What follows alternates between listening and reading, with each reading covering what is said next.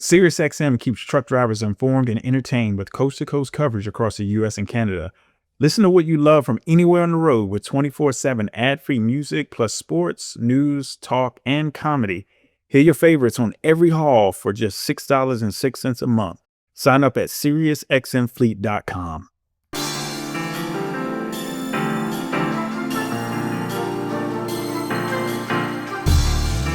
Welcome to The Long Haul, the podcast dedicated to empowering small carriers and owner-operators to drive their business forward. I'm your host, Adam Wingfield, bringing you insights from industry leaders, real-world success stories, and strategies to help you navigate the road to profitability. Whether you're just getting started or looking to take your fleet to the next level, this is the show where trucking meets opportunity. So buckle up, it's time to go the distance. Well, welcome back, everybody, to an exciting episode of The Long Haul, brought to you by FreightWaves Playbook. I am your host, Adam Wingfield, and I'm excited today because we're going to talk specifically about a segment that sometimes don't get enough love. And the person that we're going to bring on today as our guest in this segment, her company has been doing it quite a long time, and she's got quite the story, and I'm super excited to bring her about and really kind of talk about the niches itself. And we're going to be talking about box trucks today. Yeah, we're going to talk about box trucks and kind of how to navigate through that and the successes and failures and all that good stuff and the grind and all that good stuff when it comes down to it. Today's guest that I wanted to bring to the fold today is a woman who's doing some amazing things with her company out of Illinois. And we're going to get the opportunity to kind of dig on into that really, really heavily today. But today I want to introduce you to the CEO of Moscoso Express, Elizabeth Moscoso. Welcome to the show today, Elizabeth. Hello, everyone. Thank you very much, Adam. Well, Nice to be here. great to have you on. So let's start with the roots. Let's go all the way back. Tell me about your dad in 2004. Let's go back to then. Tell me a little bit about what happened in '04. Exactly. In 2004, Hugo ended up obtaining a box truck and he ended up getting his start that way. He ended up having great clients that noticed and that he was a go getter, that he was a yes man, that he made sure that everything arrived on time. And no matter what, he made sure to get to those pickups, those deliveries, and get that document. So that originated there, and then slowly but surely, we ended up adding a few more clients, adding a few more units, went from the straight trucks into the tractor trailers, and here we are today. So let's go back. You know, your dad he bought a box truck, and Correct. where did the customers come from? Did he just come in, buy a box truck, and all of a sudden the customers start banging on the door? Like, how did that go about? No, I think the best way to do it is to have the client almost ready, if you will, and then roll forward with those decisions. So he had been driving and doing over the road type of movement, Hmm. so express in a van for quite a few years. And then he developed certain relationships. And then someone ended up reaching out to him and saying, "Hey, I notice your work ethic. I notice your rigor. I would like for you to be overseeing my shipments." Hmm. That created an opportunity right there. He ended up having a truck available, made sure all the relationships that needed to be there were appropriate, and he transitioned over from being a driver of express items to now a company owner and still moving to a certain degree express, last mile, first mile. And you talk about, hey, I'm doing what I'm doing professional as a driver. Your dad was really, really professional, and somebody took note of his professionalism and focused on that. Was there any time during that he was just say, "Hey, I'm going to jump on a load board and kind of figure it out from that standpoint," or was always one of the things that he's trying to impress one particular customer, or what was the strategy? So due to the time, it was very grassroots. So we're Yeah. talking about 2004, and at that time, I don't quite know if there were uh, load boards at that at that time. But what you can always fall back on is your work ethic and just word of mouth. Work ethic and word of mouth goes so far, and it's a referral, right? We have Google reviews that give you 5-star reviews right there, but Hmm. we also have even more trustworthy a fellow colleague in the industry that just knows of this individual that's doing a great job, really stands out, and that referral goes a long way too. So the power of the referral was used right there to get started. Elizabeth, the first time I had the opportunity to kind of sit down and talk to you was in Chicago last year at a Journal of Commerce event where we was just sat on a panel and we just talked about, the niches, the intricacies of, operating on the spot market. What did you see growing up? As a little girl that made you want to carry the torch forward of getting your hands in the trucking. I think it has a lot to do with the work ethic. It has a lot Hmm. to do with just knowing the fundamentals. Everything that we are using, the headset, the clothes, the mic that's in front of you, like all of that, the glasses, all of that, there was a trucker that moved it at some point. And there's someone that picked it up, someone that delivered it. The role that the truck driver holds in the ecosystem of life is so critical and important. Being able to be at the front seat of it, making sure that things get delivered appropriately, making sure that the policies that we have in place get get utilized. So the professionalism, the accuracy, the responsibility, all of that is really nice, and being able to be at the front seat of it all is very much an honor. When did you make the decision that you was gonna jump in the front seat of Moscoso? Were you always in Moscoso, or did you, kinda journeyed off on your own? And when did you take the lead of that? I've been in the background the whole time. So at all times we've been in the background. However, really front seat was a few years ago Mhm. when after COVID, we ended up having a great opportunity to market ourselves. So before COVID, constant clientele and the volume was just nonstop as we in if whoever was in the industry at that time, we felt it. It was just Yeah. constant volume. And then after that, it ended up presenting a great opportunity to have take a step back, reassess, and see how we wanted to launch forward, if you will. And that presented a great opportunity to market and go back out there. But officially, I believe it was in 2016 that officially we ended up making that change and that transition.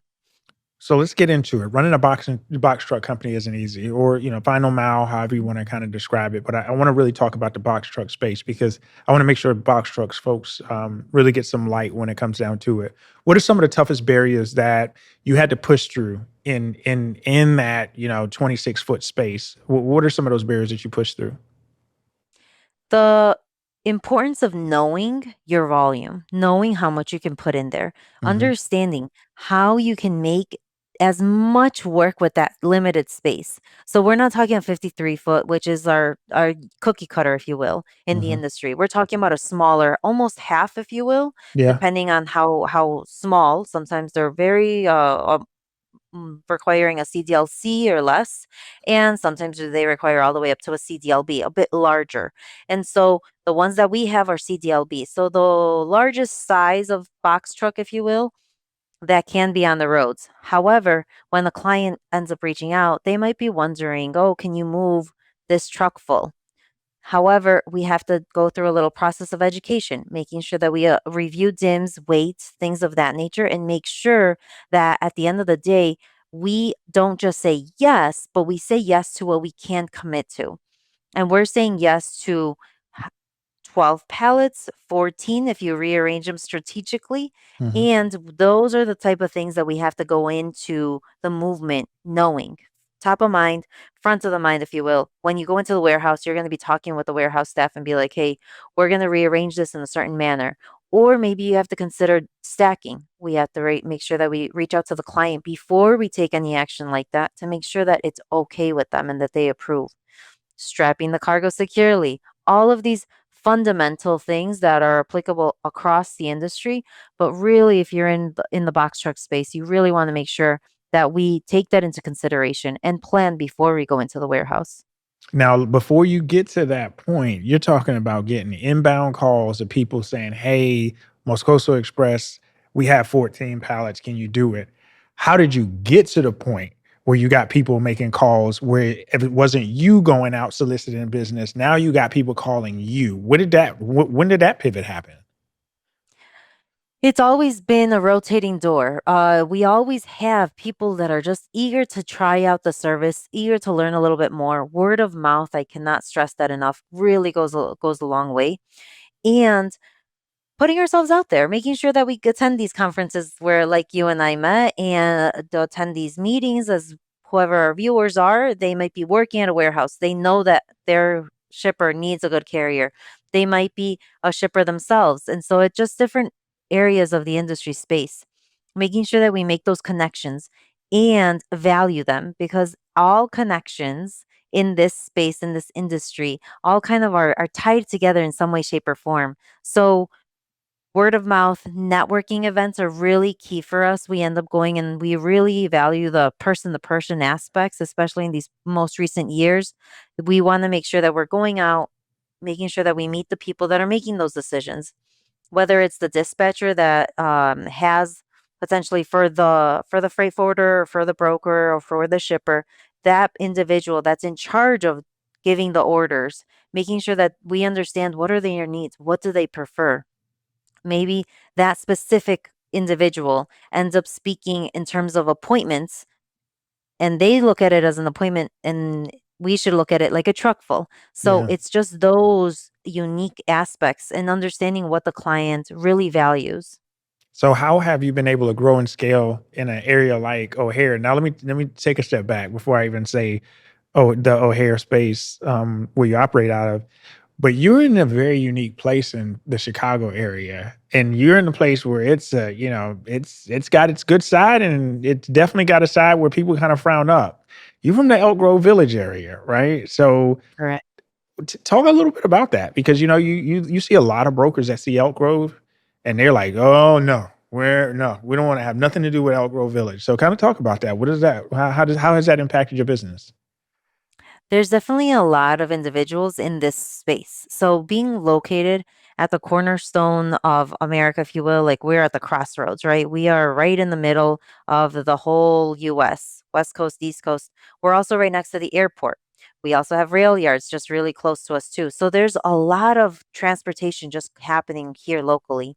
And with that, Elk Grove is also heavily dense in trucking and logistics and warehouses. We have some very nice and modern warehouses. We have some more on the older side of warehouses where you really have to be a really skilled driver to be able to back into certain docks like these.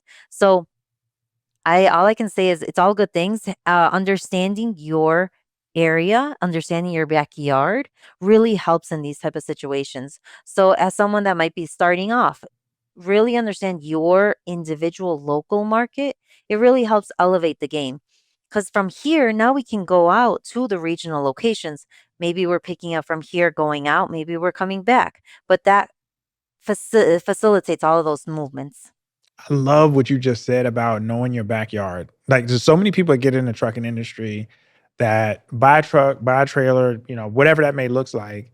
And the very first thing that they do is they buy a subscription to the marketplace, which we call load boards, and that's how they operate their business to infinity and beyond. But you're saying the opposite, and you're speaking the language that is super important. You said, you know what? Understand what's going on around you, understand the opportunities, and get out in front of the open. That's the one thing that I can tell about you that is so inspirational is that you're always out in the front. Like you're everywhere with your niche. You're everywhere. You're out there, but then you're also the beneficiary of that labor that you're putting in as far as getting out in front and open. So I think that's really, really important to kind of hinge on. Yes, and I think the type of team that we have and the type of team that we foster is very key to making that happen. So, although I might appear as a single person, just out in front of everyone and meeting people and in meetings and in this space, right now, our dispatch team is making sure that routes are being planned accordingly for tomorrow, going accordingly for today. Our drivers, very reliable individuals, they are making sure that they give a great customer service experience at each and every single warehouse, irrespective of wait time, irrespective of urgency that maybe the client is really wanting for this to get delivered. Understanding that we have to be empathetic, especially right now during this time of potential, especially being in the air freight space, the tariffs and customs Yeah. brokerages, it's going on a little bit. And so our driver team just being the front and center and face of it all too. Nah, that's incredible. And how many do you have on the team right now when you mention a team? So it varies between 30 to 40 of our team of drivers because of just market Yeah, flows and constant turnover, sure. but we have a very reliable fleet as well, given that we've been in business for so long.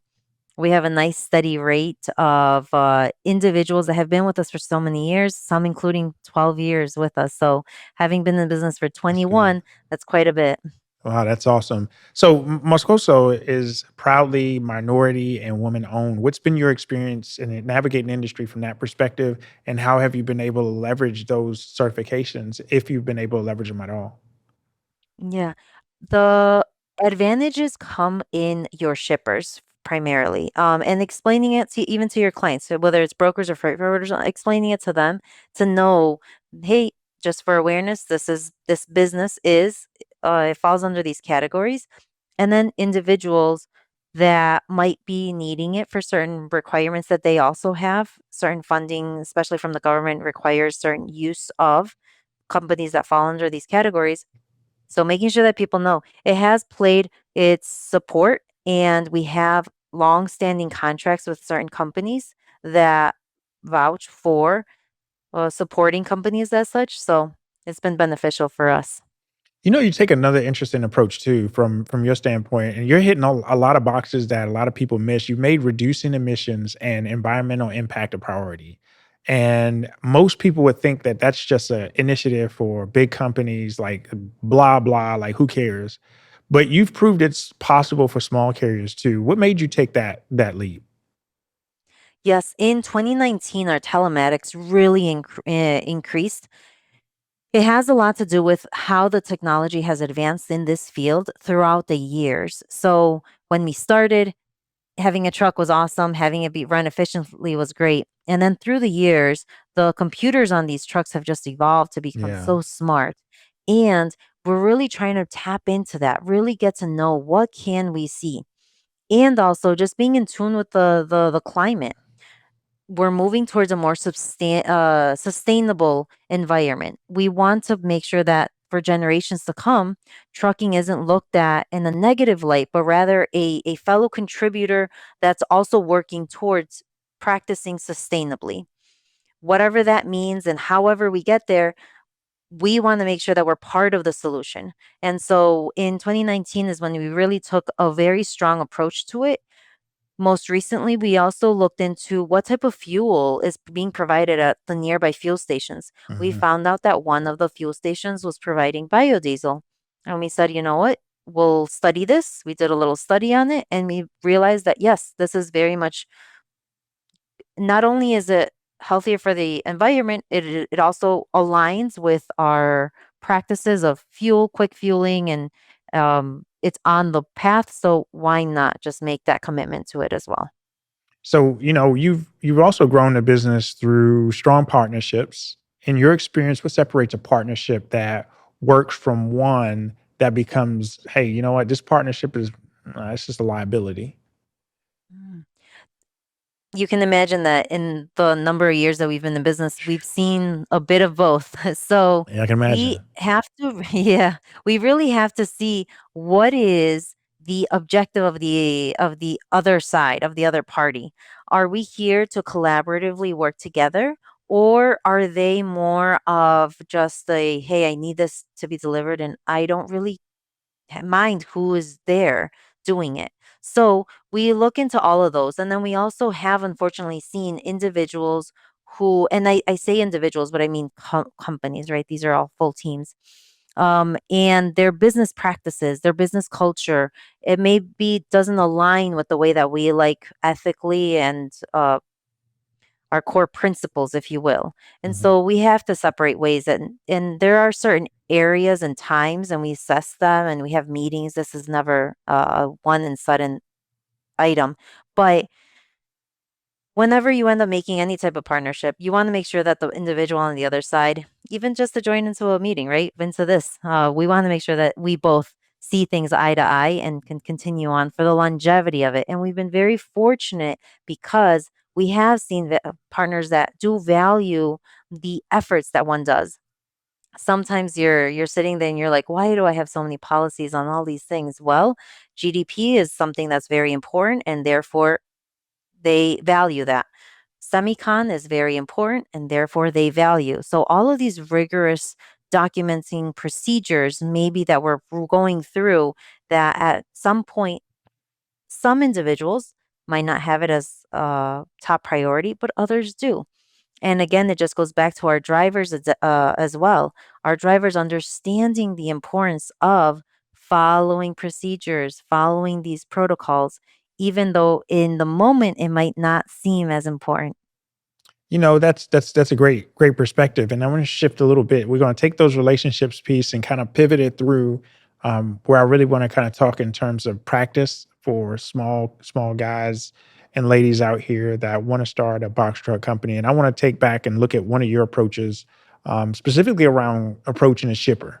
Okay, so when you're talking to a shipper for the first time, what's your approach? How do you pitch your company in a way that actually gets Moscoso Express in the door? It's very important to understand what is it that they need. So every company has a need. Whether they realize it or not, every company has a need. That need might be getting fulfilled by another carrier right now, but they might have sudden miscellaneous needs. Maybe they always have a daily run that they have and it goes from Chicago to Indianapolis and that's a lane, it's already fulfilled, their capacity is full. However, explaining to that individual that you exist and then that making sure that they understand that if suddenly they have a sudden need for anything that's outside of that. Now, what could be outside of that and making sure that that dialogue exists. They might say, you know what, we always do this lane.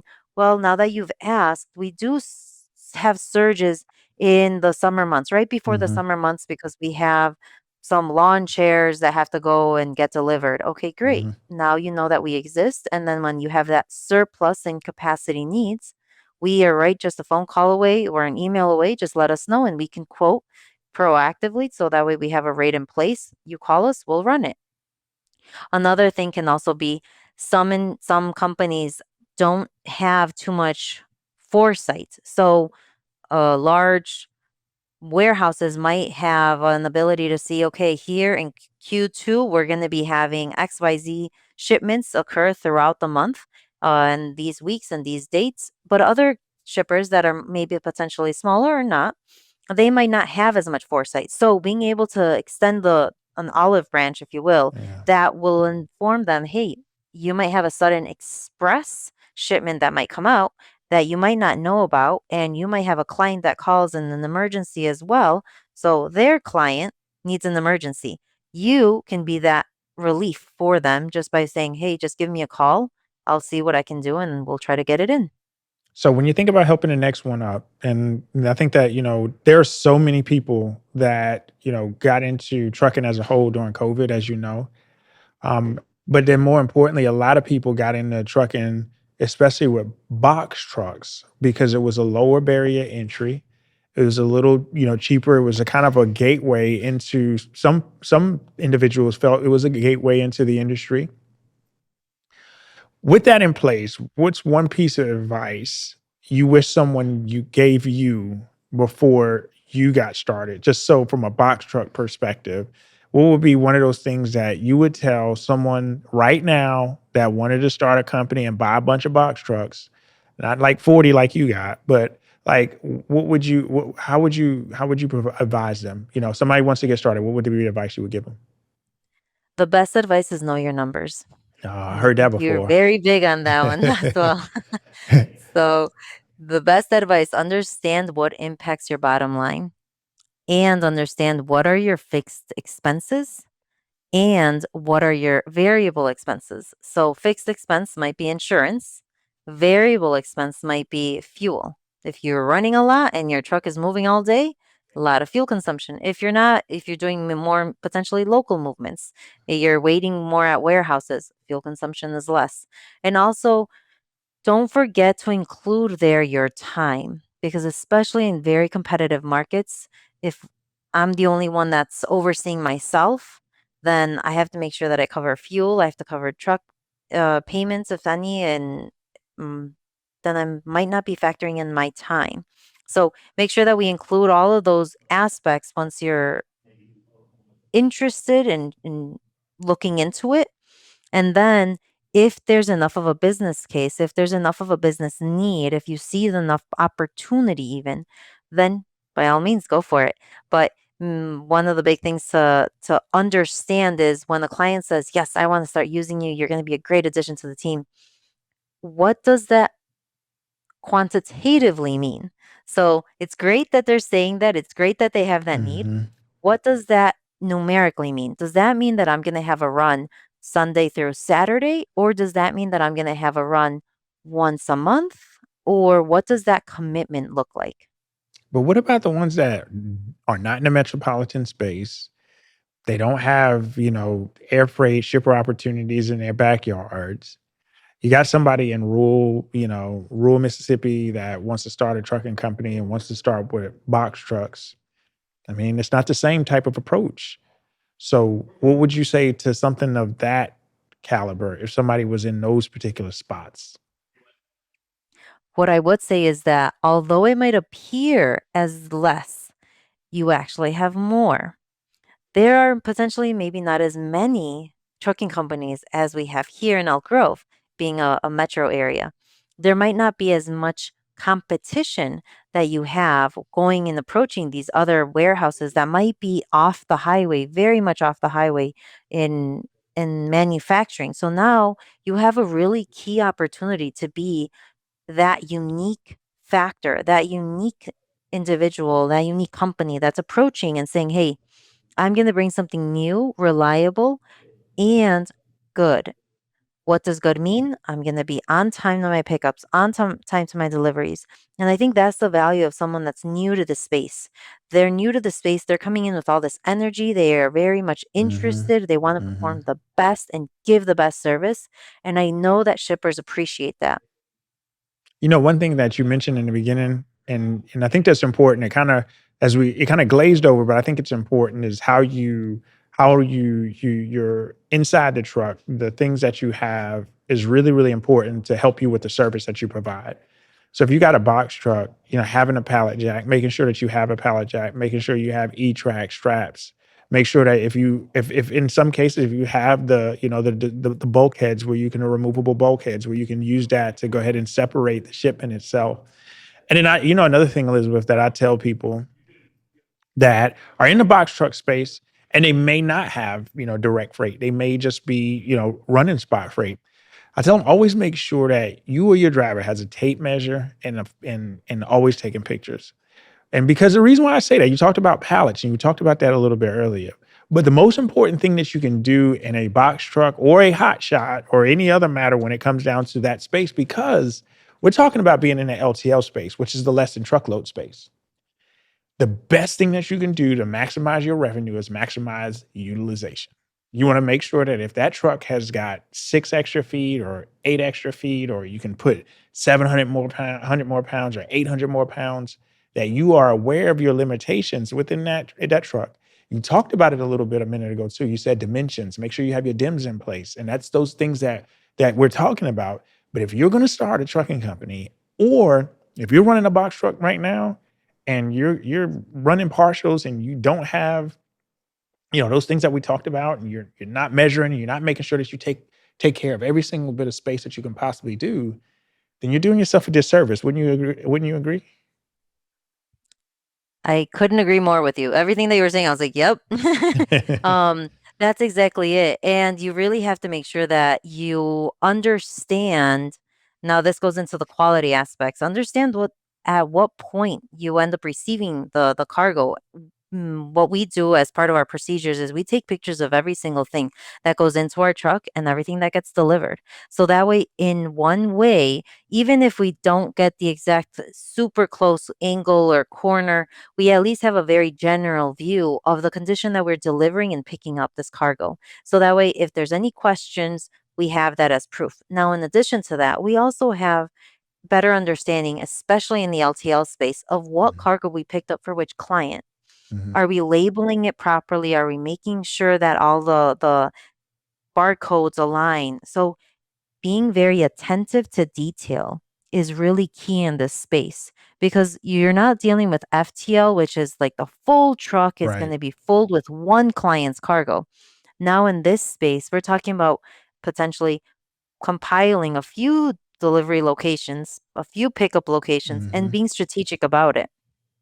Having a pallet jack really helps and being able to understand, okay, if I'm going to be picking this up and delivering this somewhere else, but I have another pickup halfway through, how do I rearrange my cargo proactively so that way when they get to the delivery location, I don't have to be causing an inconvenience, or some locations they won't touch the They won't cargo touch as it. well. Yeah. Mhm.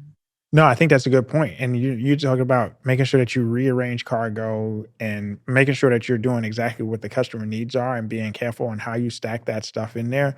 So, what mistake would you say that you made in this business that you look back on and say, you know what, this turned out to be my best learning moment ever? What would be that mistake? I have many because Which that's what all happens when successful you entrepreneurs do. exactly, exactly. And I think that is the way to see it too. We have great learning opportunities. It's never that I did anything wrong. It's always that I did something else that helps me get to improve. And so I would end up saying, I think the bottom line, understanding your bottom line, that has come in very key. Understanding the type of relationships that you have with your clients and understanding how they see the relationship.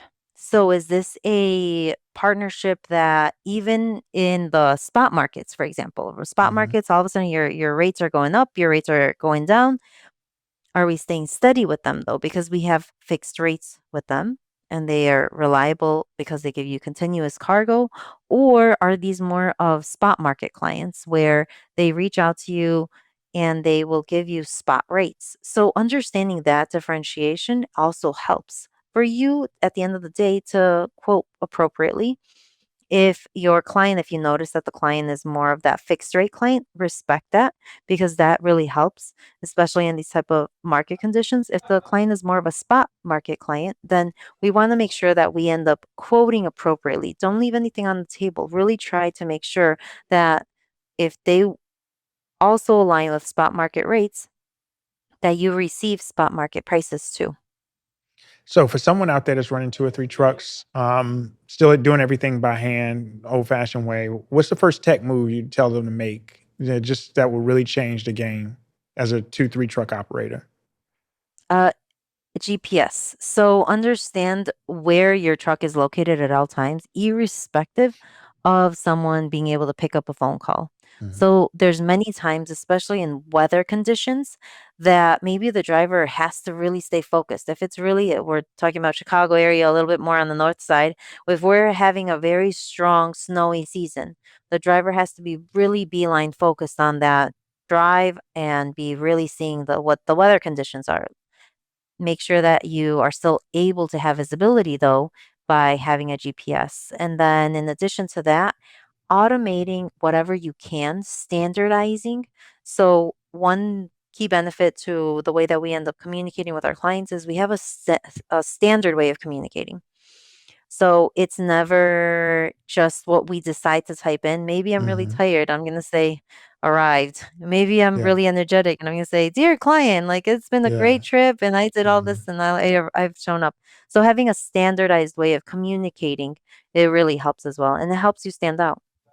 So, another thing I think is really interesting is that a lot of people think that freight is freight. I buy a box truck or I buy a semi.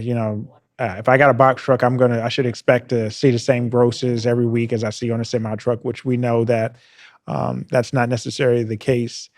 The realities of running box trucks is a whole different ball game. What are the hidden challenges people don't talk about when starting starting a trucking company as a box truck owner? What are the hidden challenges they don't talk about? I think understanding your niche, Yeah. understanding the area, the sector that you really, really help in. So, Mhm. we potentially, with our straight trucks, are not the best for the consistent volume of maximizing the truck space, right? Maybe it's not an FTL 26 feet of freight Right. type of cargo, but we do help out with more, for example, express urgent, more auto parts, aerospace, more liftgate utility needs. So while we don't go into the space, but residential, for example, or the space that we do go into with lift gates, especially, is hospitals, going into certain areas. So, understanding what are the possibilities of freight. And again, friendly reminder, freight moves everything. So, there's an opportunity out there. We just have to learn what they are, what straight trucks primarily are able to benefit from, and how to navigate the space to get in. So 21 years in business. What is if you was to have a crystal ball and look at year 30, what do you see different at year 30 for Moscoso Express than you see in 2025? Much more automation. Automation is here, it's not going anywhere. AI is here, it's not going anywhere. So it's all about how we integrate those tools into our operations, because we always want to stay ahead of the ball, ahead of the game, and we want to really, really know what is it that we can add and value to our clients without them even having to ask. So if we're at the forefront of it all, they will appreciate the value add. But again, relationships and speaking with the Mhm. clients, understanding what is it that they really value and need, and providing that. What are you doing in 2025 just as a proactive? Is there any specific technology or is there any specific automations that you are using? Are there any specific AI functionality that you're using right now for Moscoso Express? We integrate AI and tech and automations in everything that we do, whether it's route analysis. So we were talking about LTL space. We have to do quite a bit of picking up and delivering of cargo throughout. And that uses technology, that uses automation, that uses AI. So we're end up using all of these key features when we're looking into route optimization. How long does my driver typically take at this facility? How quickly do they typically get from point A to point B at 3 a.m. versus 3 p.m.? What are the warehouse operating hours that I can maximize? So you ended up hitting a very important thing of route of truck utility, asset utility. So we want to maximize that truck, and we want to keep it on the road, keep its wheels turning. If it's driving, if it's moving, it's making money, if in a way. So we want to really maximize that. So using all the tools that we have to incorporate into that optimization of utility is going to help us be able to also provide lower rates. Our client at the end of the day is going to be happier, and we're going to stay competitive. Now, how do you balance that long-term vision with the day-to-day, the day-to-day hustle of just trying to keep freight moving? I mean, because as a CEO, you've got to be a visionary.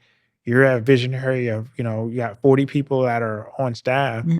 You're the visionary, so you're talking about automations and things like that downstream.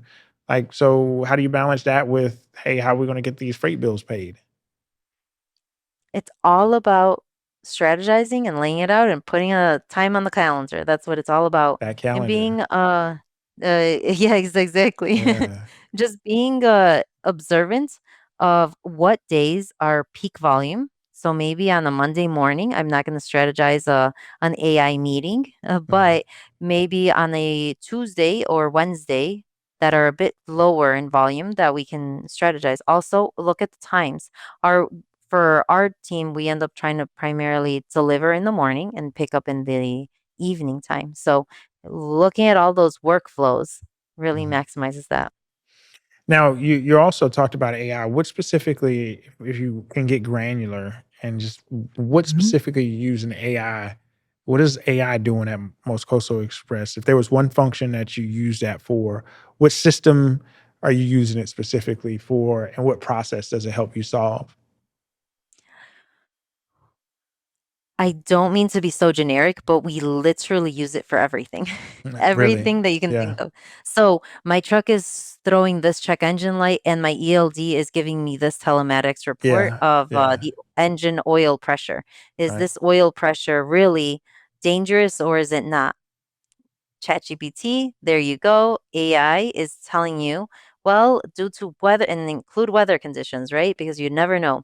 Mhm. Well, this can be coming up because of just the cold temperatures. In cold temperatures, oil is a little bit more, not as viscous. It's a little bit more viscous. It's not as fluid. Yeah. And so, therefore, there you go. That is just one.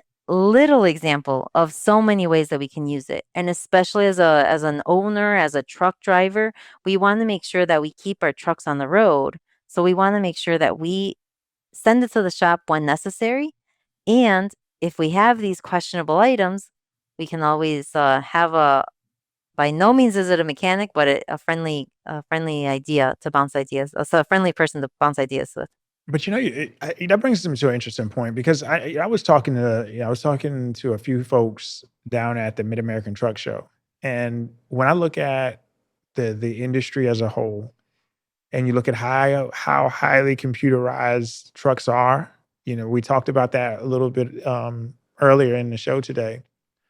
But when you look at the complexity that is involved in diagnosing, issues when it comes down to the truck, and because it's so highly computerized, we have to think differently when it comes down to the mechanical side of maintenance. Because no longer, as I remember, man, back in, you go back in 2010, 2011, and you just go back, about 15 years ago or so, and how many different checks that you would get hit with because they're trying to diagnose the problem. They're gonna charge you labor hours so we can check this, and then when we figure out it's not this, then we're gonna try this, and then when we figure out that it's not this, then we're gonna try that. All of that adds up to maintenance that you've gotta pay for. But you talked about AI, and I wouldn't be surprised, and you would be really, really dismissed on how the future works to think that that's not gonna change. To think that, and I'm not saying mechanics are gonna go away, and by no means, so don't even try to read between the lines, users on this call. I'm not saying that a physical mechanic will go by the wayside. But you think about the high complexity of the computerization of units these days. You think about the unrealistic level of intelligence that AI has. When you have AI telling these computers and they're talking to each other, and then the AI say, okay, hey, here's your problem. This is what you need to fix this because of this. We should see a reduction of downtime. We should see a reduction of diagnostic time. We should see a reduction of diagnostic fees to the drivers. And that's when I say that AI may not necessarily be a bad thing as long as it's implemented correctly, as long as implemented to where it's beneficial to the greater good. And in this situation, if you got an AI that can read a computer and it can a basic diagnostic and give that tech, hey, here's the part you need, use this wrench, turn it 3 times, and let's get this guy out of here. I think that that's where we need to go as a future when it comes to artificial intelligence. Exactly. And something as for my truck owners out there, something as simple as like what truck brand or what tires should I get? Should I Yeah. get XYZ, ABC? Putting it in there. What are for my road conditions? What type of driving do you do? Do you go Mhm. local? Do you go regional? So as you said, Ed, I'm pairing all that up because by no means are we ever going to end up not needing mechanics. Please, if anything, more people go into that field. Yeah, yeah. But there, it's a nice pairing for our drivers, for our dispatch, for our clients, our mechanics, everyone in the space. Yeah, yeah, for sure. Now, before we get out of here, I like to part with this. We call this podcast the long haul for a reason. It's more about than just freight. It's more about just, hey, how do I do this? Or listening to an episode like this and gaining insights from someone such as yourself. What does that phrase long haul mean to you personally as someone who's built a business to where it is now, to where you want to take it? So what does that mean for you? The long haul for me means making sure that we do what is necessary to make sure that we're here for the long haul. Make sure that we're here for many years to come. I look forward to talking with you here 20 years down the line, seeing where we are, hitting that 2030 mark and coming up and seeing if my prognosis is right or way off. Maybe there's going to be another technology that comes in and just really invigorates the space. I can tell you that had we had this talk in 2004 and 2012, I would have never guessed that something like AI was even around the corner. So we never know what's coming around the corner again for us in the future. No, that's a great point. We never know. No, we would have never known 2024 would have been the year of AI. That's when AI really kind of just blew up in the real world, and we would have never known that. But it's important, like you said, a few minutes ago. You mentioned you grab the technology, but you got to embrace your future and don't be resistant to it. A lot of times you find, especially in this industry, we're so resistant to technology that we're antiquated in technology. We're still signing bill of ladings with a pen and submitting it to a factoring company, making sure that all the corners are, man, we're so antiquated because we're so resistant to technology developments. And and there's reasons behind it, right? There's trust that's been broken across this industry for quite some time. And there's reasons why. But I think, what I'm impressed by what you're doing is that you're in your space, which is that LTL niche. You've created a business model within that niche that has flourished, and you've done that with grit, with grind, and always focusing on forward proofing the business. And I think that that's one of the reasons why y'all have been in business for 21 years plus now. So thank you for joining us today, Elizabeth. I wish massive success to Moscoso Express. I remember when we sat on the panel and I heard the what we talked about. How you went about the business side of it, the thought and ideology on the operation side. I knew that you had a successful operation through that, and I'm glad we were able to share some of that today. Thank you, Adam, for the time, and hope everyone that's listening and enjoys and goes through this market with all the positivity and rigor and optimism that we can. You talked about it. You create the market, right? The market doesn't create you. You create the market. You determine that market, and you're going to have cycles. You're going to have up and downs with any market. It doesn't matter what market you're in. You're going to have ups and downs. You look at the stock market. I mean, it's hopping down like popcorn right now. I mean, any market that you get into is going to have its highs and its lows. It really just kind of boils down to you as the owner and you as that person that really drives it forward. So thank you again, Elizabeth, for joining us today. Listen, for those that are listening, please make sure that you go like, share, subscribe, share this out to 5, 10 people. If anybody ever asks you about what you should do about box trucks, make sure you share this episode out because this episode was really about establishing a niche within being in the box truck space, understanding what that niche needs to look like, and really capitalizing. So thanks again, Elizabeth. And thank you for tuning in to this episode of The Long Haul. We're looking forward to seeing you on the next episode. Take care, and we'll see you again.